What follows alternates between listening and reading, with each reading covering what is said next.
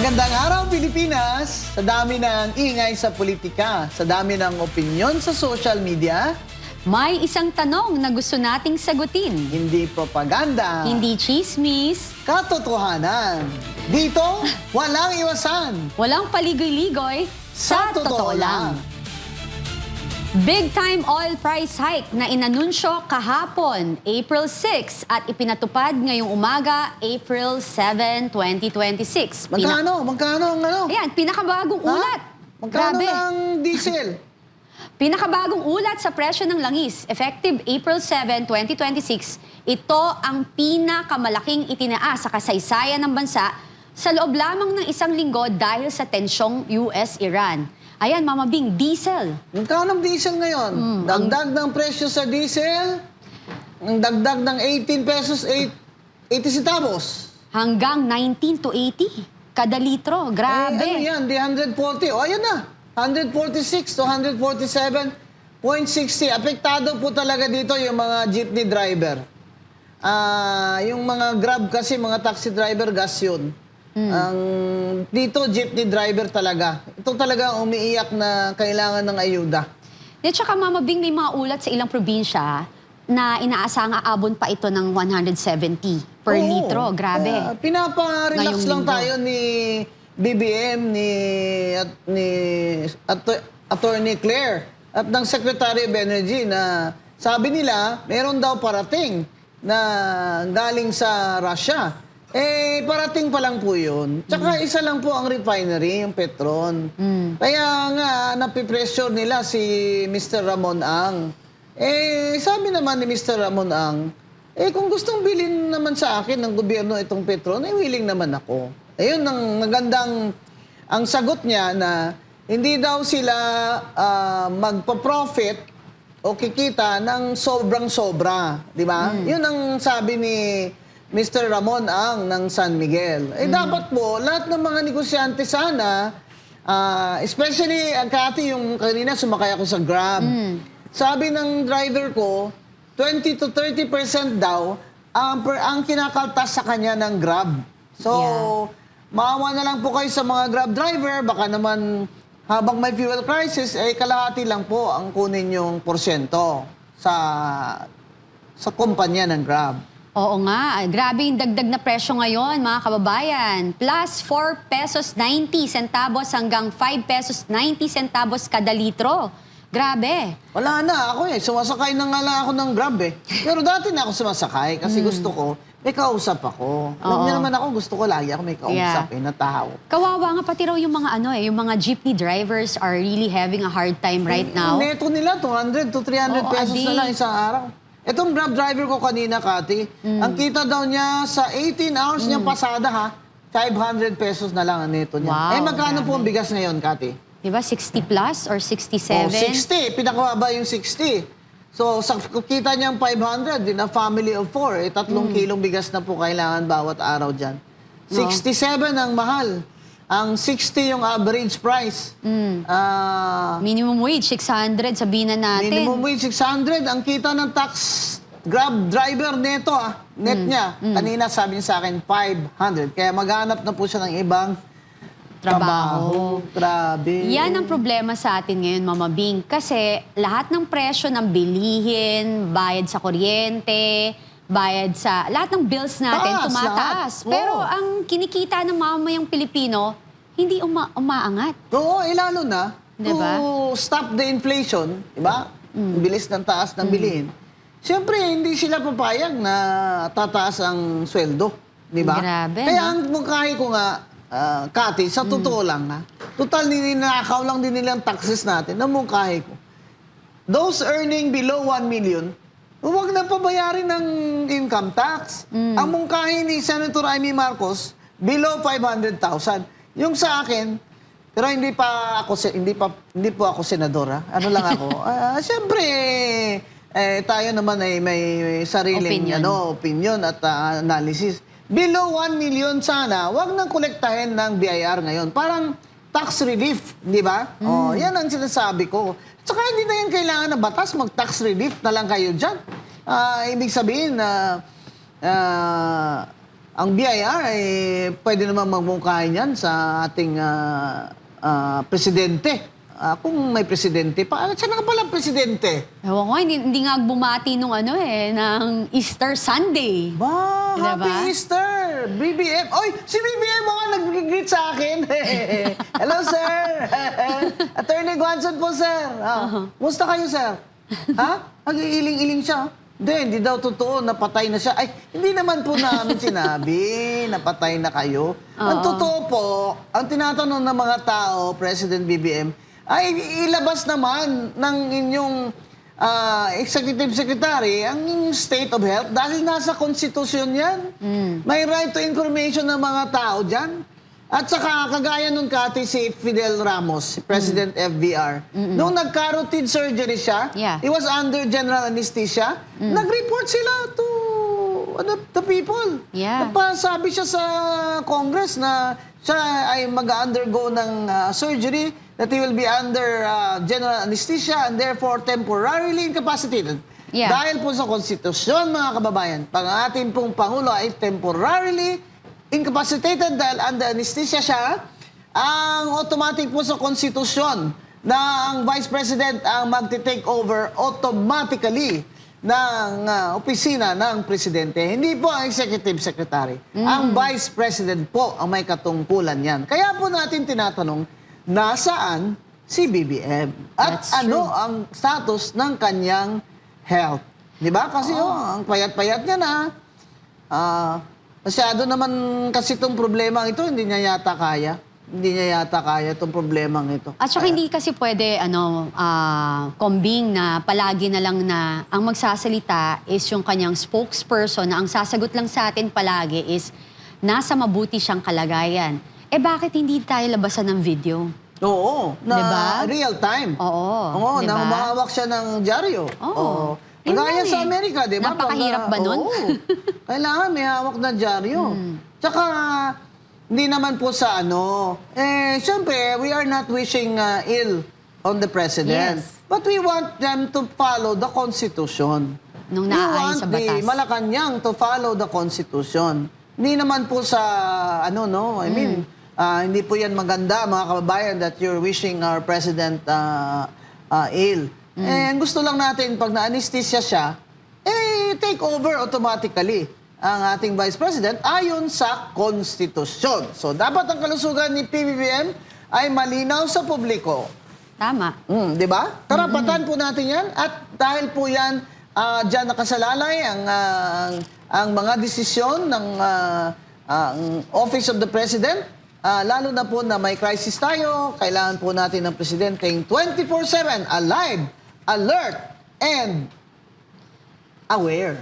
Tsaka wala tayong nakikitang mabilis na aksyon sa nangyayaring pagtaas ng presyo ng krudo sa ating bansa. Katulad ngayon, yung bagong presyo, estimated natin, nasa 99 pesos to 112.40. 40 centavos, depende sa branch at kumpanya pa yan. Kaya Diba? dami nang gusto magbenta ng mga diesel nila na truck na karga. Yung tracking pala, laking problema. In fact, somebody called me, sila ng transport Group. association. May isa pa akong kilala na meron siyang tracking, more than 400 trucks. Grabe. Hindi na nila alam anong gawin kasi yung kontrata nila, hindi naman sila pwede magtaas ng presyo. Pag may ganyan na fuel crisis. At kaya, kung wala naman po silang i-deliver, paano na po ang economy? Tanggalin talaga natin yung tax muna. Yun. Tanggalin muna natin yung tax. Mama Bing, may napansin ako sa'yo. Hindi naman tayo nag-usap, no? Nakadilaw ka. At ako, hindi ko akalain nakapink ako. Hindi ko sinasadya. Dilawan naman talaga ako, di ba? Uring ako na dilawan eh. Yeah. Kami ni Congressman Erice. Yeah. Wala po tayong kulay-kulay dito, sa totoo lang. Kailangan po yung totoo lang. Para sa bayan. Oo. Diba? Hindi po importante kung anong kulay-kulay mo dito sa... In fact, all of us should be united now in this crisis. Yes. We should look at the issues, not our political affiliations. Hindi ba? Yeah. So, grabe na po itong crisis na ito. Sasabihin nila ni BBM, tighten your belts. Sir, wala na nga kaming itatighten eh.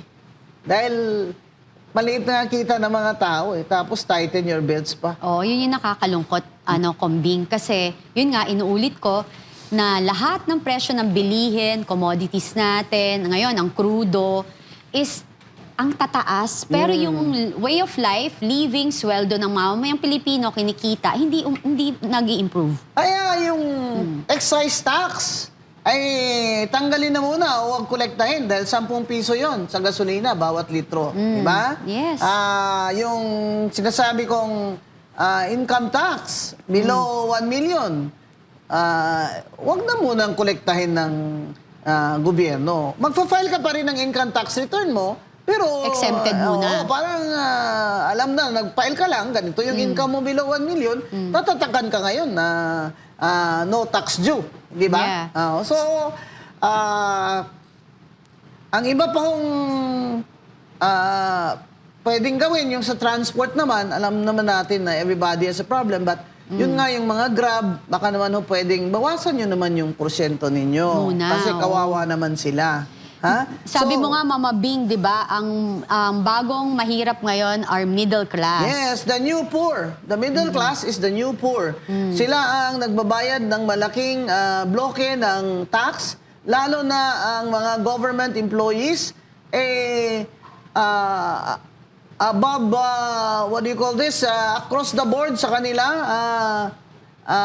on the average, 32% ang kanilang binabayad na income tax, pero hindi umaakyat ang kanilang sweldo. Baka naman pwedeng idagdag yun na rin na those government employees na ang sweldo lamang ay below salary grade level, ay baka pwedeng ganun na rin po. Kalahati na lang ang ibayad muna. Yun na hindi na 32%. Yan. The middle class in the Philippines is now the new poor. So, ang problema, yung maliliit na negosyo, kasi wala naman silang kapital, hindi ba? That's true. Yun ang Kawawa problema. naman. So, paano gugulong ang ekonomiya kung walang transport, walang construction, mataas ang bilihin, kaya konti na lang ang buibili. No, yun ang problema pa mga kababayan dahil isa sa mga solusyon dyan ng mga tagapagmahala ng economic policy ng ating bansa at fiscal policy, isang solusyon dyan para mabawasan o mababa yung inflation rate o kaya ang taas ng mga bilihin ay itaas nila ang interest rate. Kati. Yes, Kunyari, exactly. May savings ka na 1 million.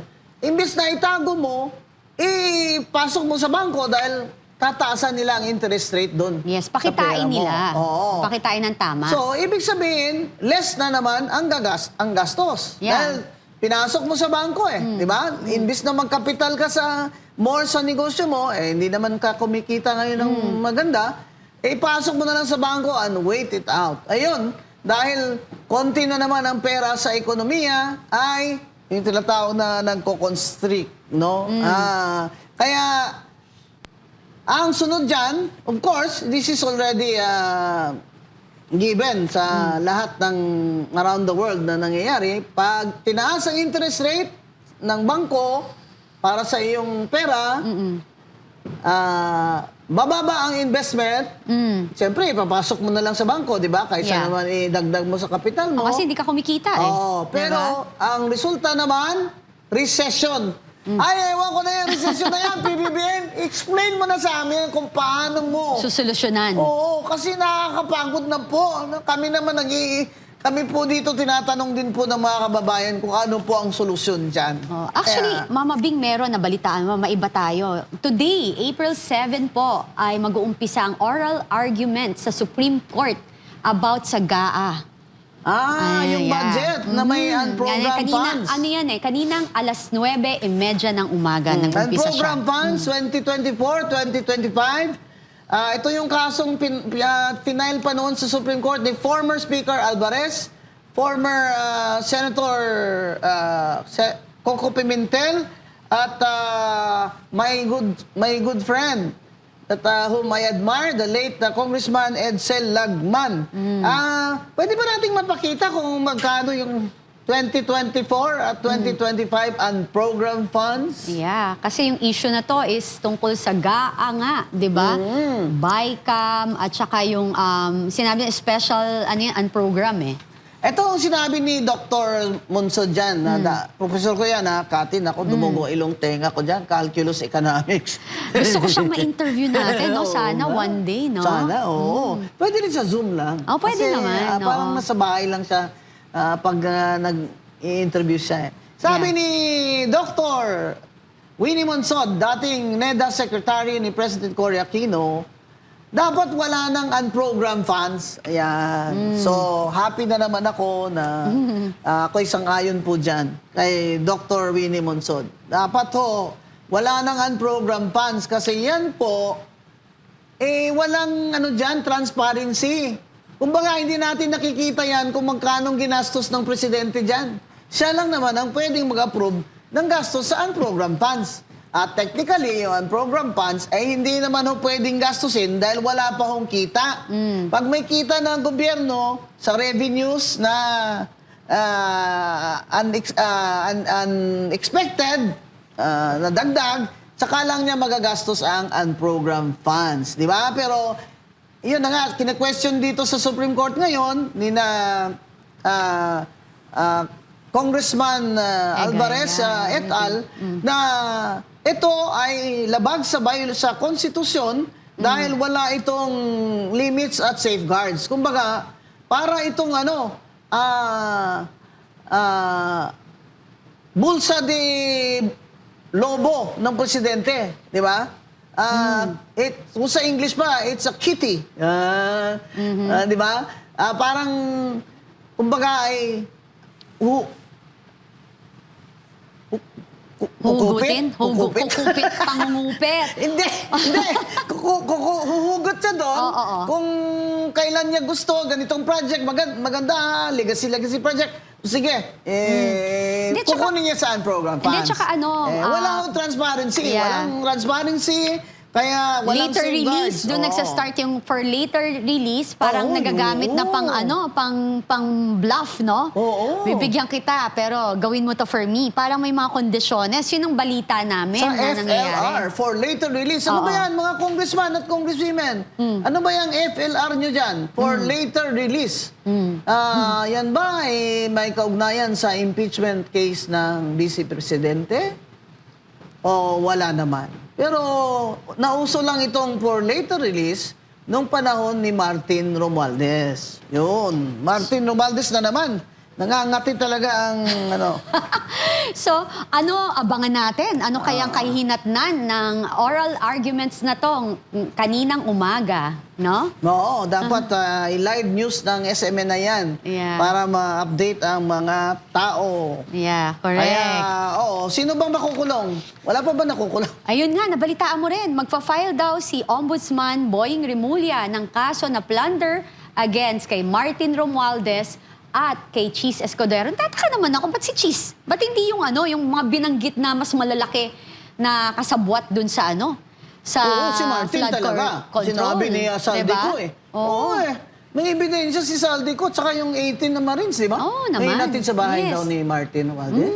Wow, maleta. Di ba? Martin M. Romualdez. Yung middle name po niya, Maleta. Yun ang... Grabe naman.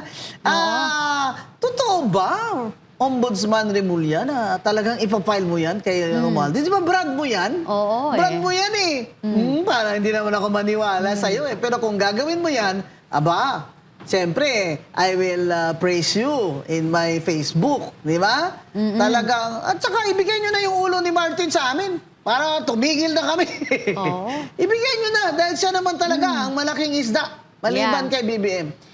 Gusto nyo tumahimik ako about BBM, kulong nyo si Martin Romualdez. Di ba? Pero dapat may managot. Correct. May mananagot. Actually, tinatanong mo kanina, Kombing, kung magkano yung mga yung mga budget na nirelease nila for GAA. Ayan, the first approved budget natin nung under Marcos in 2023, it was 807.16 billion, over 3 times more than 251.64 billion in 2022. Grabe, ang laki ng talon. Pag-assume ni BBM, ano agad? Diba? Paldo agad, times 3. Oo, 800 kasi times 4. Halos 4, funds, no? ha? Oo. Oo. Yeah, tapos nung naman, 2024, it was 731.4 billion. Oo. Tapos nung 2025, medyo nahiya. Oo. It was 531.7 billion. Ba, binawasan ng 200 something. Teka muna. Reklamo sa Executive Secretary Ralph Recto na deficit siya by 200 billion. Kaya ang program funds, tanggalin mo na lang yan at huwag mong igastos yan. Hindi okay na yung deficit mo, Yeah. ES, para hindi ka natawagin ng mga tao, VAT-man. Oh, si Diba? VAT-man. By the way, tanggalin na po ng VAT na yan. Yun ang mungkahi ko. Wala na munang VAT. Diba? Kasi, again, okay lang yung VAT sa mayayaman talaga, pero talagang ang sakit niyan pag bumibili kang gatas, ha? Ay, Hindi ka naman PWD, hindi ka senior. Tsaka mahal ng gatas ng bata. Oo. Diba? Tsaka gamot, di ba? Oo, At yung may mga sakit. Lahat may VAT. Itong Pilipinas, ang pinakamataas ang VAT. Tayo may pinakamataas na tax sa buong mundo. Oo. Tapos, isa tayo sa 15 countries na at risk na pinag-aralan ng Asian Development Bank at ibang mga bangko na tayo, ang Pilipinas, ang high risk kasama yung mga maliliit, na talagang poor countries like Nepal. Nasama na tayo doon sa high risk dahil sa fuel crisis at sa ating fragile economy. Yes. Kaya yan po ang program funds na yan. Wag na pong gastusin yan para hindi na magproblema si Executive Secretary Recto sa kanyang deficit. At mungkahi ko po, ay tanggalin na muna yung VAT na yan this year. Yan, maliban dun sa no income tax for those earning below 1 million and the government employees. Kaya, mga kababayan, maging mapagsuri po tayo na hindi naman umakyat ang ating kita, ang inyong kita, lalo na ngayon kung kayo ay nasa transportation sector, pero ang mga bilihin ay napakataas. Pumunta ako kati sa isang baking shop. Okay. Alam mo, mayroon akong imagination na fantasy na kunyari, marunong ako mag-bake ng cake. Yan. So, Fantasy talaga. Oo, kahit pupunta ako doon kasi ang daming colors. Para akong bata, may nakikita ko daming colors. Uy, daming colors. Ano Ang to? saya. Yan, mga balloons, mga cupcake, ano yan. Di pumasok ako doon. Hindi kasi hilig mong magganyan sa mga kids, kasi di gusto ba? ko namimigay akong cupcake. Oo. So, sabi ko sa tao, Nak, ano na bang presyo na tumaas? Kakataas lang. Sabi niya, harina po, flour. Oh my gosh. Necessity yan, ha? Oo, flour, baking soda. Yes. Flour. Baking flour. Baking flour. Diba? All-purpose. Ayun, all-purpose flour. Ay, lahat, umakyat na po yan. Hindi pa umaakyat ang kalamay, ang sugar. Yan naman, lugi naman kami sa inyo kaming taga Negros Occidental. Oo. Tinataas niyo yung flour, yung aming sugar, hindi naman tumataas. Ha? Nagsasmuggling pa kayo dyan. Ano naman ang laban namin sa smuggling? Siyempre, mababa yung presyo nila kaysa doon sa aming mga sugar farmers. Yan, sa totoo lang, dapat managot kayo dyan. Ayan, no? Kaya nga maganda na yung 2024 at saka 2025 ay pinag-uusapan ngayon at gumagawa ng oral arguments on the legality of the unprogrammed funds Sana, and desisyon na special agad. accounts, di ba? Oo, For both sana. fiscal years, di ba? 2025 allocation po kasi is reports indicate the 2025 budget includes approximately 160 billion in unprogrammed appropriations. Grabe, sakit ng head ko. God. Saan Ano ba napunta yan? Ano ba yan, Diba? BBM? Oh BBM! my goodness. BBM, sige, friends na tayo. Huwag mo nang galawin yan. Maawa ka naman sa bayan. mamayan. Grabe ka talaga.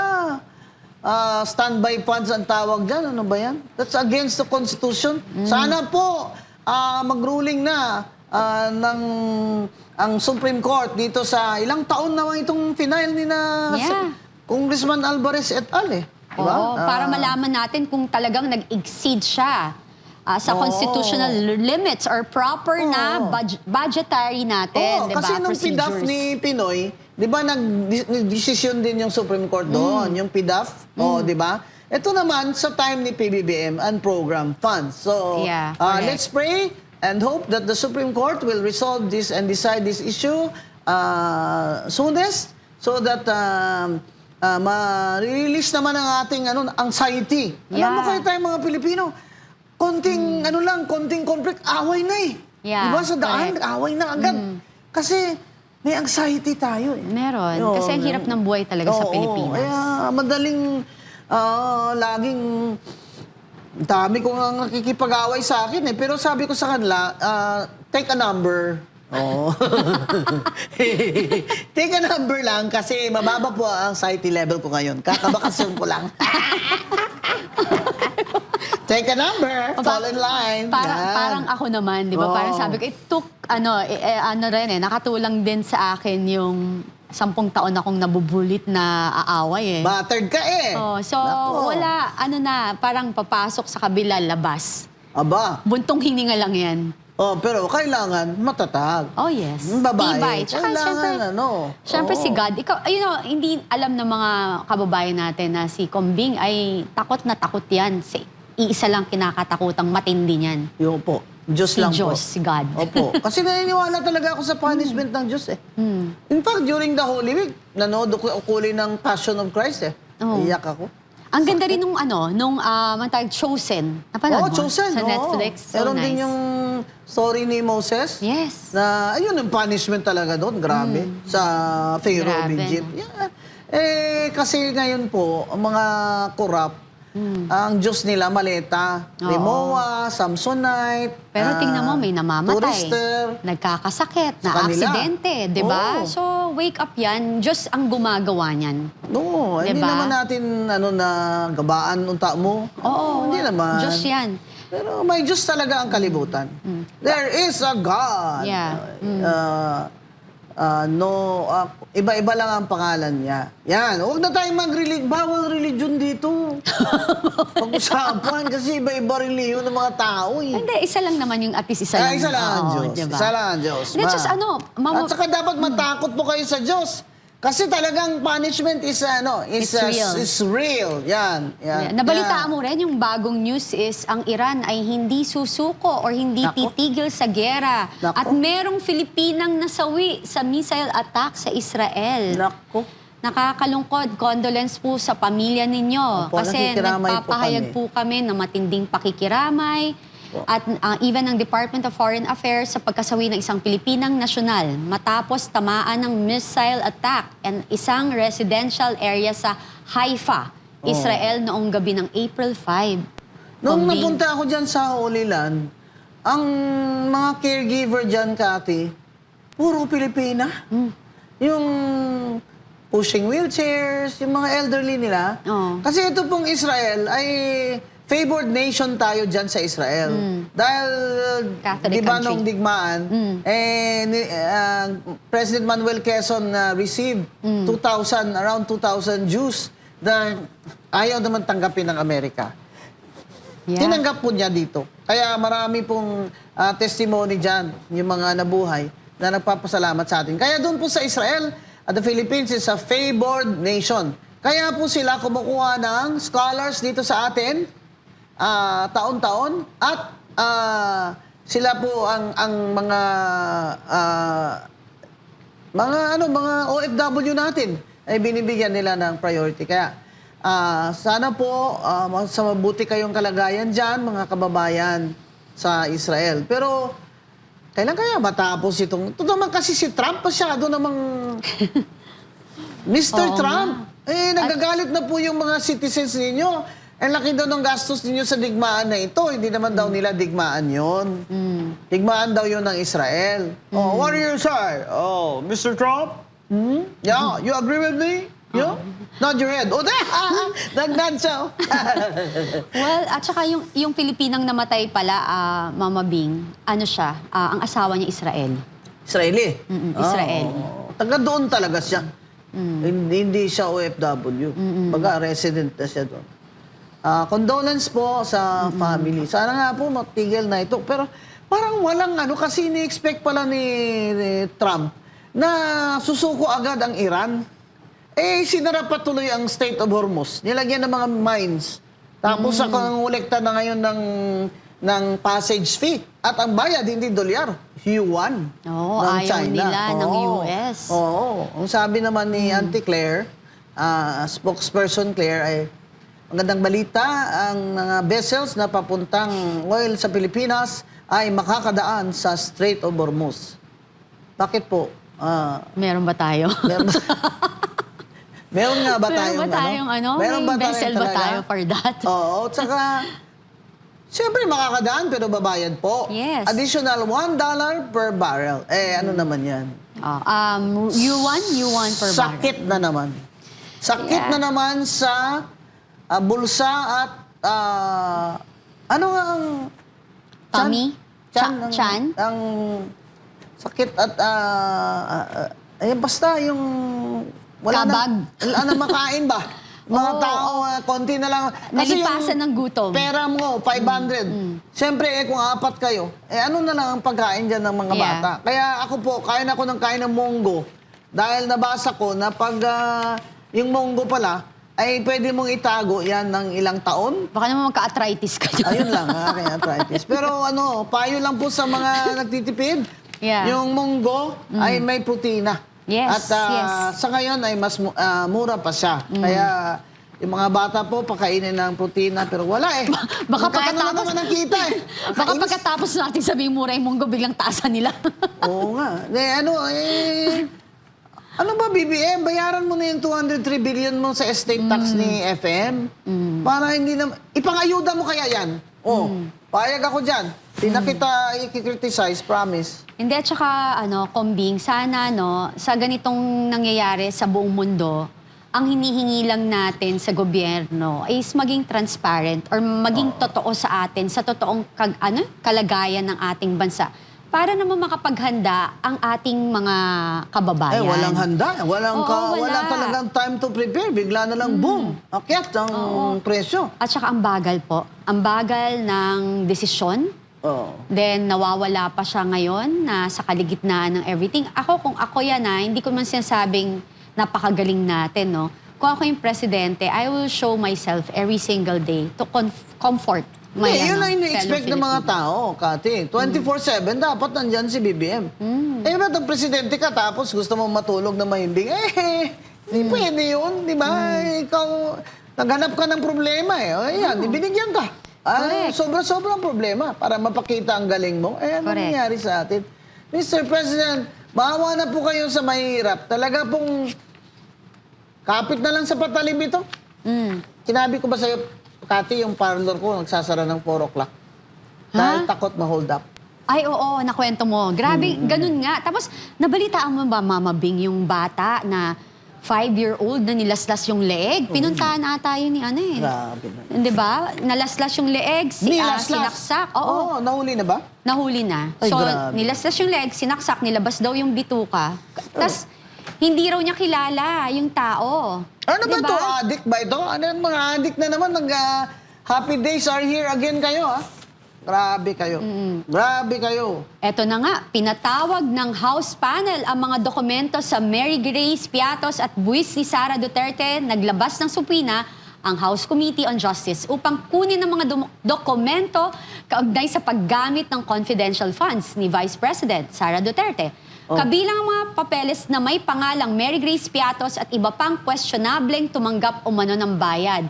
Sa utos na inilabas noong March 31, inatasan ng komite ang isang state auditor mula sa Commission on Audit na dumalo sa pagdinig sa April 14 at dalhin ang mga orihinal na dokumento tungkol sa paggamit at pag-liquidate ng confidential funds.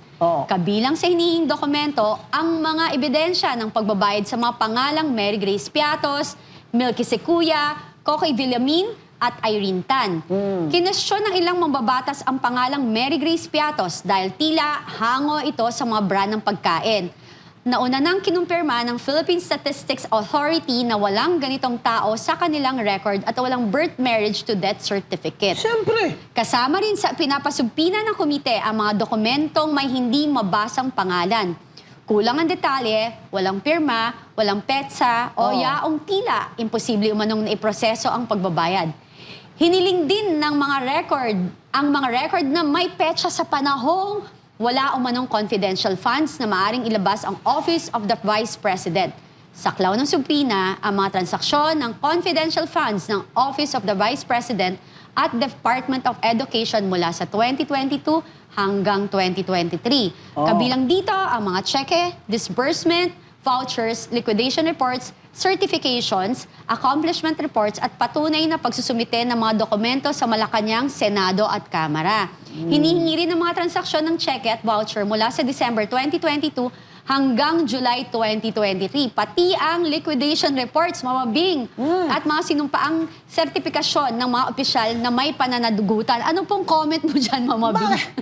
Bakit? Wala ba sa complaint yan? Di ba they have the burden of proof? Exactly. Wala pala sa complaint yun yan. Bakit? Itutuloy. Isasampinan nyo pa yan? Sabi nyo, sufficient in form and substance. Hindi pala sufficient? Kasi kailangan pa isampina mo yung salin niya at mga vouchers na yan. Ano ba talaga, kuya?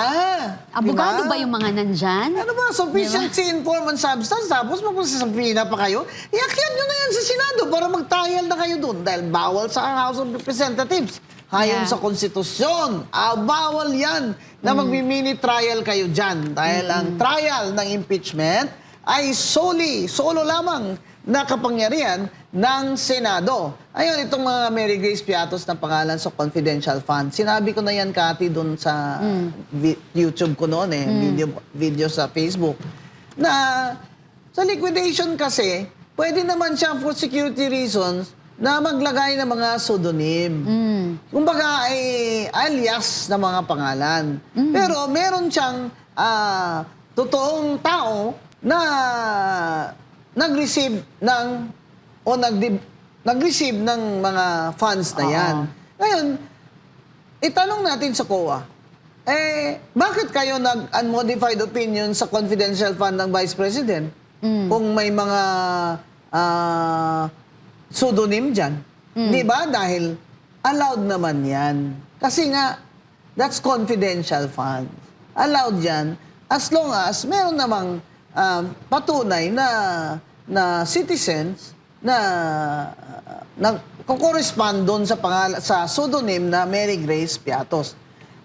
Kasi ang hirap ng ganito, political talaga itong impeachment na to. Kasi hindi na nila matatalo si VP Sara. Kaya kailangan i-disqualify na lang nila. At balita ko, pag bumaba daw sa survey si VP Sara, ay baka tatakbo uli si Martin Romualdez sa kanyang original plan to run for president in 2028.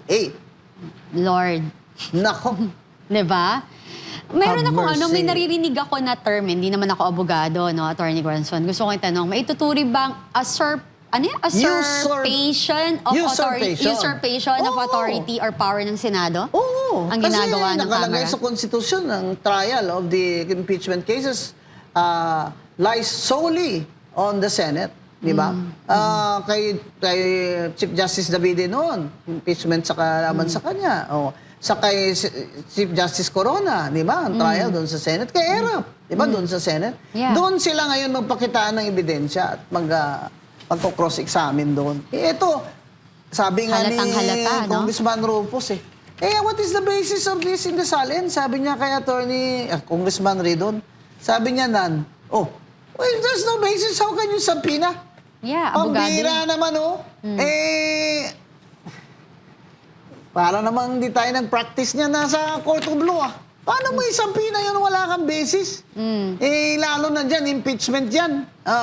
Dapat mahigpit talaga ang rules dyan kasi hindi naman natin pinag-usapan ordinaryong bagay, di ba? Hindi naman pinapa-disqualify mo ang kalawang pangulo. Tapos ganyan-ganyan lang ang rules nyo dyan kung ano lang gusto nyo gawin. Nabababoy. Isampina daw nila yung SALN. Nag-object nga si Rufus, Congressman Rodriguez. Na-question rin pa yung gusto nilang isumpina na magwi-witness. Si Madriaga rin. Ngayon naman, sabi ni Ombudsman, ready naman daw siya na i-release yun. Di i-release nyo. Hindi kayo. Ano ba talaga, kuya? Correct. Kung sa mga bading, paano ba i-test? Hindi ko na kaya i-test. Iakyat nyo na yan sa Senado at mag-trial na kayo doon.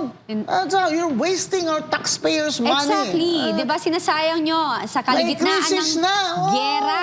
Diyos ko, gagastusin nyo pa ang pera ng bayan. Mahiya naman kayo. Wala nang laman ng sikmura ng mga mahirap. Ayan. Sa totoo lang, galit ang mga tao sa inyo, kayong may mga maleta dyan. Correct. Sabi ko nga, di ba, yung na raid nyo na yung mga bahay ng mga kasabwat dyan. Sure ako, baka may cash dyan. Tapos i-donate nyo sa lahat. Nako ha, biro lang yun. Biro lang. That's just a joke. It's just my idea. Yung ayuda, Kati. Kaya hindi sapat yung ayuda dahil deficit. Dahil na deficit, dahil trilyon-trilyon naman ang ninakaw nila.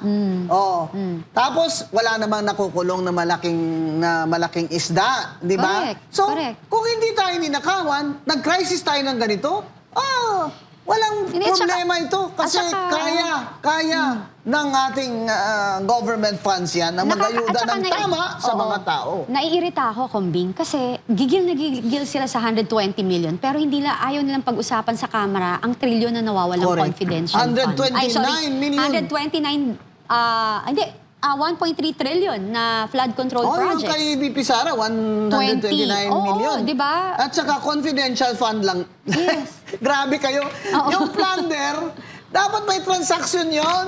Oo. Ano naman ang transaction dyan sa confidential fund? You Correct. have to prove na binulsa niya yung 129. Ano? Binulsa niya yung 1.2, 12.5, yung gano'n. Ano ba yan? Hindi kasi Mama Bing, ang nanggigigil naman doon sa confidential fund niya is yung mga makakaliwa. Nakalimutan niya kasi gusto nila malaman kung sino siguro ang gusto At nila. mga tao ni Yes. BBM Oo. at ni Martin, siyempre, Yes. di ba? Kasi Oo. takot na takot sila manalo itong si VP Sara Duterte dahil may mananagot. Oo. Yan. Kaya ayaw niyo siyang maging presidente. Kasi kayo naman na may kasalanan, ninakawan niyo naman ang kaba ng bayan. Tapos ngayon, lahat na lang gagawin niyo para hindi siya makatakbo. Correct. Kaya dyan si Martin Romualdez, kaya naano dyan sa district niya, wala namang kalaban, Kati. At saka, Pinapa-disqualify. yung overstaying ng party list nila. Political hindi. dynasty. Oo. Ibang level din.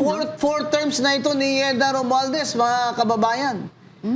First time lang ito nangyari sa na ang asawa ni Martin na si Yeda Romualdez ay nakaupo ngayon as third nominee dahil pinaresign nila ang third, fourth, fifth nominee at inapprove naman ni Chairman George Garcia. Pangapat niya ng term ito. Kasi ng unang term niya as congresswoman. Second and third term niya as tingong party list. Di ba tumakbo siya congresswoman dahil si Martin tumakbong Senado at talo Correct. na ulat. So, pang-apat niya na ito, alam na alam nila dahil may Na mga bawal. abogado sila, na bawal yan sa konstitusyon, pero hinayaan pa rin ng commissioners at ni Chairman Comelec Garcia at siya mismo si Yeda. Pinirma niya doon sa certificate of nomination niya na I don't have any of the disqualifications. Wow, grabe. Di ba ano yan? Hunger for Falsification power yan talaga. ng public document. Greed talaga, no? Ay, Grabe. yung takaw talaga. Takaw sa salapi. Kasi, dyan, hindi pa sapat sa kanila na yung si Martin, bilyong-bilyong funds, hindi pa sapat. Tingog. Kailangan 3 talaga ang makaupo. Kaya pinasok pa yung asawa para talagang wala nang kaduda-duda loyalty sa kanya. Yeah. At ilang bilyon ang Correct. nakuha niyang funds. Ang sabi ni Congressman Erice, Yeah. ilang bilyon yung funds na yan na nakuha ng tingong party list at mga kababayan. Correct. Yan nga ang aking recommendation. Kaya, tinext ko po si Senate President Soto. Ay, hindi ko lang alam kung binabasa niya, pero tinext niya. Na ang suggestion ko, isa lang ang party list rep. Kahit may ano ka lang, may... Di ba, ganun pa rin naman 2%. Pag kakakuha ka kung hindi ka nakuha ng 2%, another round, di ba? Pero isa lang. Kaya po grabe ang vote buying dyan at nakawan ng kaban ng bayan na pinamimigay nila sa voters ay dahil hinahabol nila yung 3 seats para marami silang perang Pera, madidekwat. exactly. You see? Yan ang kaya...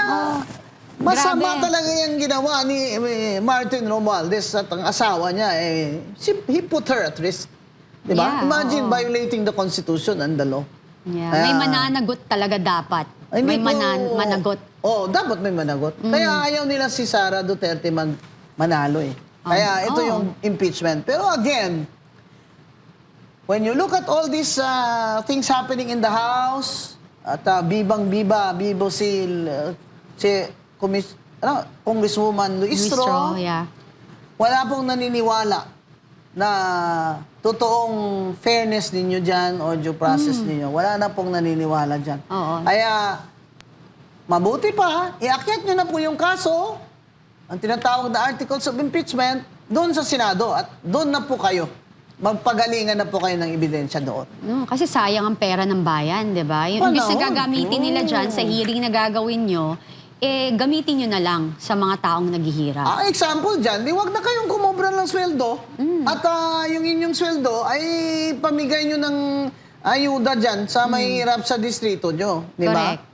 Wag na kayong kumobra ng sweldo. O kaya, wag na lang kumobra at all. Hindi, wala nang problema yung deficit. Di ba? Tama. So at may maraming pera ang National Treasury na kung kailangan mag-ayuda, may pera. Di ba? Correct. Yan. Tsaka yung nag-absent.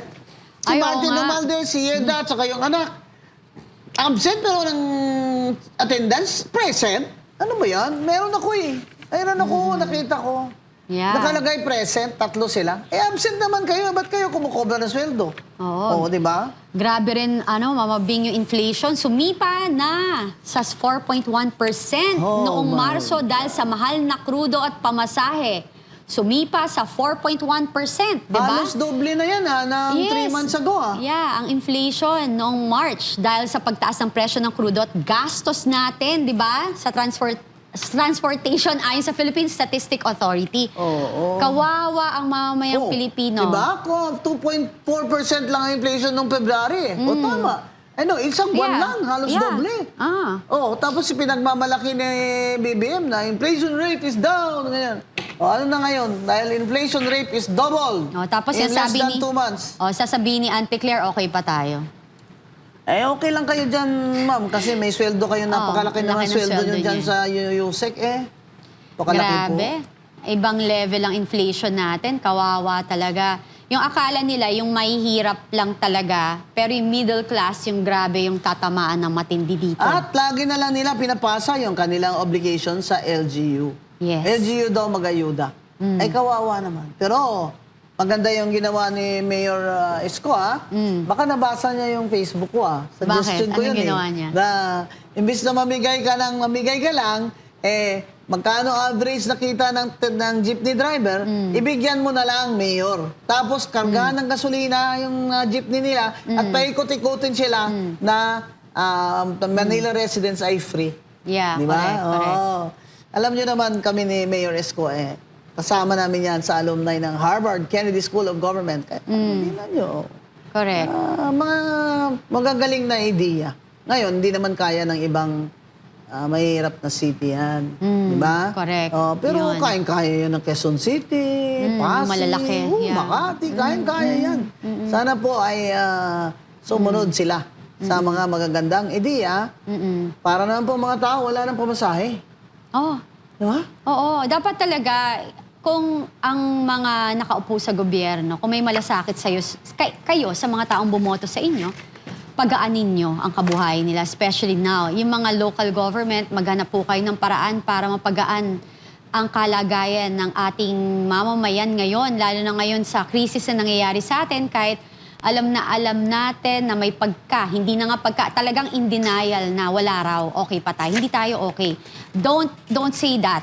Kasi kailan natin sasabihin kapag hindi na talaga okay, tas hindi nakapaghanda ang mamamayang Pilipino. Wagong ganon, wagong selfish. Kasi kung ang hinahanap nyo, mas importante sa inyo ang image ng presidente or ang optics ninyo kesa sa kapakanan ng bawat Pilipino. Maling-mali ho yun. Hindi ho tamang panuntunan yon or pagpapatupad ng tamang liderato sa ating bansa. Wala na pong laman ang sikmura na mahihirap. Alam nyo naman, pag wala na makain ng tao, ay nagkakasakit din sila. At ang umiinit wala ang naman ulo. tayong completely libreng ospital. Yung zero billing po, hindi naman po yung para sa lahat ng ospital. Oo, hindi. Pag nagpa-surgery ng heart yung bata, dyan sa heart center, nagre-require po sila ng guarantee letter ng minimum 50,000. Sabi, wala na daw, hindi ka nadadaan sa congressman mo. Talaga? Nasaan ang DOH? Nasaan ang DSWD? Totoo po ba? Maglabas naman po kayo ng ulat at o report ninyo, DSWD. Nasaan na po napunta ang mga tawag doon, AX? Oo, this year. At saka yung kinakaltas na PhilHealth, di ba? Parang ano ba talaga nangyayari dyan? Kasi marami namang lahat tayo parang mandatory madalas to ka ng PhilHealth mo at kinakaltas sa sweldo mo. Hindi naman lahat ng tao nagkakasakit. Yun nga gusto ng OFW, Diba? Kati, sabi nila sa akin. Dapat hindi na sila required magbabayad ng PhilHealth. Yeah. Kasi yung mga number one sila, wala naman sila doon Dito, pag nagkasakit yes. sila. Oo, Yung exactly. kaanak naman nila, ba't saka magkano lang naman ang nababawas sa PhilHealth kung talagang magkasakit ka ng tunay. Pero yung every month mo na ibabayad mo doon, binibilang po nila yun. Malaking Binibilang bagay po sa nila kanila yun kasi may equivalent yun na bigas, may equivalent na pamasahe sa o tuition, gano'n. Kaya ang DSWD po, paki-report naman po sa public. Sana may website kayo dyan na pwede kaming mag-click. Kung saan napunta yung AX fund, cash yan eh. Oo, grabe, no? Cash yan eh. At saka, tingnan mo. you're teaching the people to be, Lola, diretso Lola sa... to be tamad. Lola, diretso agad sa pamilihang bigas sa Lola, wag sa tongits. Tong it's talaga. Oo. Diba? Pero totoo yan, Mama Bing, kasi alam mo sa kahirapan, yung mga Pilipino, iniisip nila easy way out tsaka easy money. Kaya yung Yeah. ano ba yun? Scatter online. Scatter Yeah, online. it's Sino true. ba may-ari yung scatter niya? Pakawalang hiya ninyo. Yeah. Kinukuha pa ninyo yung pera ng mga maralita dyan Dapat sa i-ban scatter. na yan, tigilan na yan, di ba? Kasi sa umpisa, clickbait yan Kunwari, papanalunin ka, tapos after, talo ka ng talo. Huwag na po kayong sumugal. Diba? Napakahirap na pong nang bilihin ngayon. Isusugal nyo 100 isang araw. Huwag na kayong manigarilyo. Huwag na rin kayong huwag na kayong gumalaw. Sa bahay na lang kayo. Ay, Diyos ko po. Ay, sorry that I Diba? said that. But talaga pong itong frustration natin sa gobyerno natin, sana po ay maibsan naman kung tamang mga desisyon naman sana ang ilabas ni BBM. At mapabilis naman yung mga pagbantay ng DTI sa price control. Parang wala naman pong bantay. Kaya ang bilis naman ng taas ng mga harina. Di ba? Gusto kong malaman sino mga consultants niya.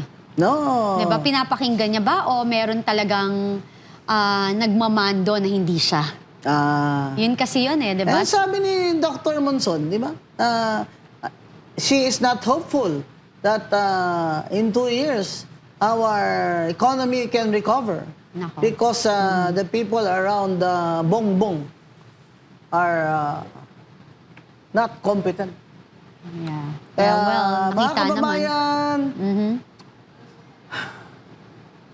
kapit lang po. Pero, singilin natin ang gobyerno natin dahil katungkulan nila yan Katungkulan niya ng Pangulo to lead us out of our suffering. Di po ba? Yan. Pagain. Oo. Matulungan. Kaya nga tayo naglagay ng ating mga leader dito sa ating bansa upang tulungan tayo. Hindi para lalong pahirapin ang ating kabuhayan or Yeah. pamumuhay. Sa totoo lang, dito ang usaping walang kinatatakutan. Walang paligoy-ligoy. Sa totoo lang.